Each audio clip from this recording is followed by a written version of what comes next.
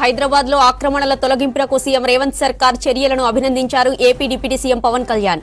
తెలంగాణ ప్రభుత్వం హైడ్రా ఏర్పాటు చేసి మంచి పని చేసిందన్నారు. విజయవాడలో వరదలకు బుడమేరులో ఆక్రమణలే కారణమన్నారు.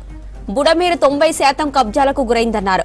విపక్షాలు వరదలపై కూడా రాజకీయం చేస్తున్నాయన్నారు పవన్ కళ్యాణ్. ఈ రోజున మనం ఈ బుడమేరుతో ఎలా పెట్టుకుంటున్నామో దాదాపు 90% ఇవన్నీ ప్రత్యేకంగా ప్రజలు కానీ అక్కడ ఉన్న పరిస్థితులు కానీ ఎవరికాళ్ళు ఆక్యుపై చేసుకుంటూ వచ్చేసారు, లేదంటే లేఅవుట్లు వేస్తూ వచ్చేసారు. ఈరోజు మనం ఆ నీరు సహజంగా వెళ్లాల్సిన నీరు అది విజయవాడ వైపు వచ్చేసింది. కానీ గత ప్రభుత్వం చేసిన బిగ్గెస్ట్ మిస్టేక్ ఏంటంటే వాళ్ళు స్థలాలు ఇస్తున్నాం అని చెప్పేసి అన్నీ మునిగిపోయే చోట్ల ఇచ్చారు.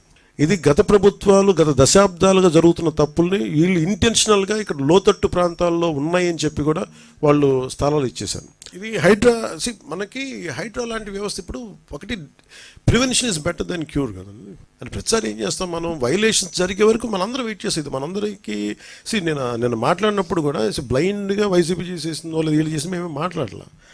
అట్లీస్ట్ మీరు వచ్చి కరెక్ట్ చేయాలి కదా.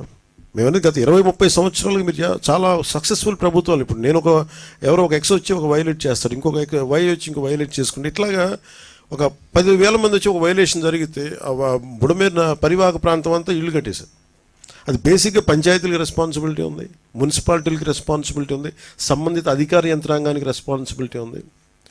ఈ రోజున మనకి ఈ హైడ్రా లాంటిది వచ్చి కొట్టేయచ్చని అసలు కొట్టక ముందు ఉదాహరణకు నేను హైదరాబాద్లో చూసేవాడిని. హైదరాబాద్లో చూస్తున్నా నాకు అనిపించింది నదీ మన పరివాహక ప్రాంతాలు కదా, చెరువు ప్రాంతాలు కదా, ఇల్లు కట్టేస్తున్నారు ఏంటి, ఇది ఇబ్బంది అవుదా అనుకున్నాం. మేము ఇల్లు కట్టేసాం, బిల్డింగ్లు కట్టేశారు.